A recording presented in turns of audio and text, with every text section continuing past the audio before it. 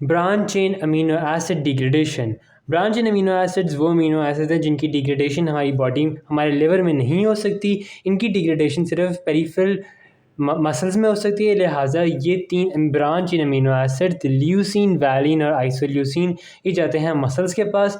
वहाँ जाके ये ब्रेक डाउन किए जाते हैं और इनकी ब्रेक डाउन करने के बाद इनकी जो रिएक्शन प्रोडक्ट हैं वो हमारी बॉडी इस्तेमाल कर पाती है।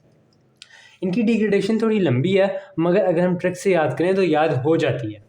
सबसे पहले ल्यूसीन, वैलिन और आइसोल्यूसिन ये तीन ब्रांच चेन अमीनो एसिड्स हैं। इनकी होती है transamination by branch chain amino transferase enzyme BCAT, B cat enzyme होता है जो कि ट्रांस अमीनेशन करता है और ये कन्वर्ट हो जाते हैं। ल्यूसीन कन्वर्ट होता है KIC में। KIC क्या है? Keto isocaproic acid. Valine convert होता है KIV में। KIV क्या है? Keto isovaleric acid.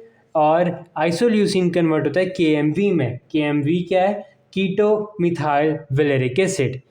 KIC, KIV, KMV इनके पूरे नाम याद करना थोड़ा मुश्किल है। अगर आपको ये आते हो तो इन तीन एब्रीविएशन से आप पूरा नाम ड्राइव कर लेते हैं, वो थोड़ा आसान होता है। तो क्या था?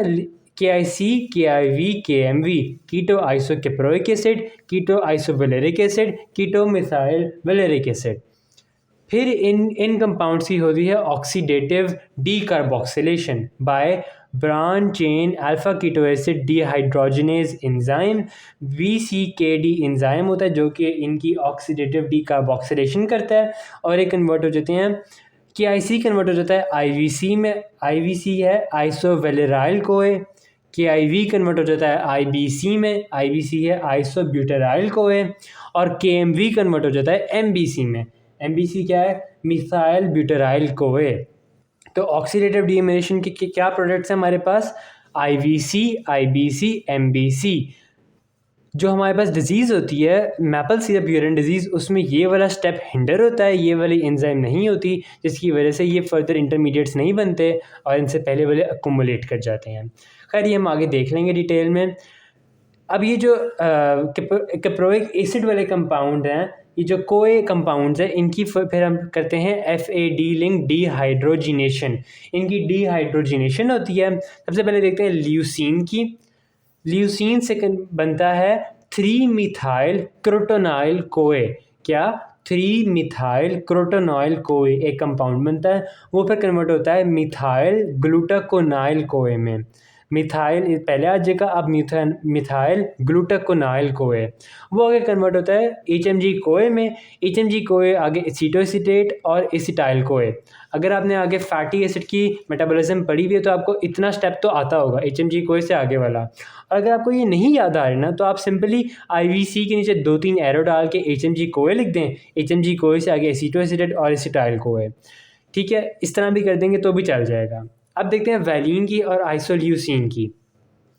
वैलिन आइसोल्यूसिन से बनता है प्रोपियोनाइल कोए और साथ एसिटाइल कोए वो पहले ही दे देता है एक। जो वैलिन है उससे बनता है सीधा प्रोपियोनाइल कोए। प्रोपियोनाइल कोए आगे कन्वर्ट होता है मिथाइल मेलोनाइल कोए में। मिथाइल मेलोनाइल कोए आगे कन्वर्ट होता है सक्सीनाइल कोए में।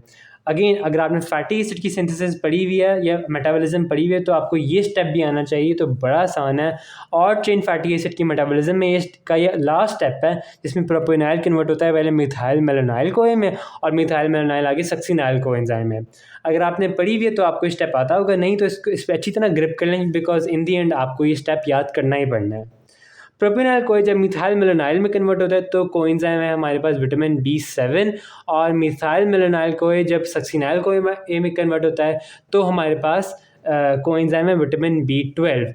ये सक्सीनाइल कोए और जो एसीटोएसीटेट और एसिटाइल कोए बनता है ये इवेंचुअली जाते हैं क्रेब्स साइकिल में और क्रेब्स साइकिल में जाकर ये एनर्जी प्रोड्यूस कर पाते हैं। ये थी हमारे पास ब्रांच इन अमीनो एसिड की डिग्रेडेशन। अब थोड़ा क्लिनिकल देख लेते हैं एक और। पहले तो ऑक्सीडेटिव डीकार्बोक्सिलेशन अगर नहीं होगी तो जो डिजीज़ होगी उसे कहेंगे मैपल सिरप यूरिन डिजीज़, क्योंकि यूरिन से मैपल सिरप जैसी ओडर आती है।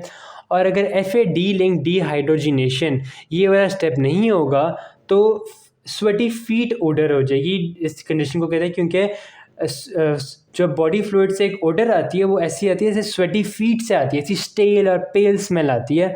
तो अगर FAD लिंक डिहाइड्रोजनेशन हमारे पास नहीं होगी तो स्वेटी फीट ओडर डिजीज़ हो जाएगी। अब देख लेते हैं ब्रांच इन अमीनो एसिड की थोड़ी सी नेचर। ल्यूसीन सिर्फ कीटोजेनिक कंपाउंड्स दे रही है, तो leucine is completely ketogenic. Valine succinyl दे रही है जो कि ग्लूकोजेनिक है, तो वैलिन इज़ ग्लूकोजेनिक। और आइसोल्यूसिन देखें तो वो एसिटाइल को भी दे रहा है और प्रोपियोनाइल को भी दे रहा है। एसिटाइल को कीटोजेनिक है और सक्सिनाइल आगे इवेंचुअली वो हमारे पास ग्लूकोजेनिक है। तो isoleucine is both glucogenic and ketogenic, valine is glucogenic and leucine is completely ketogenic compound.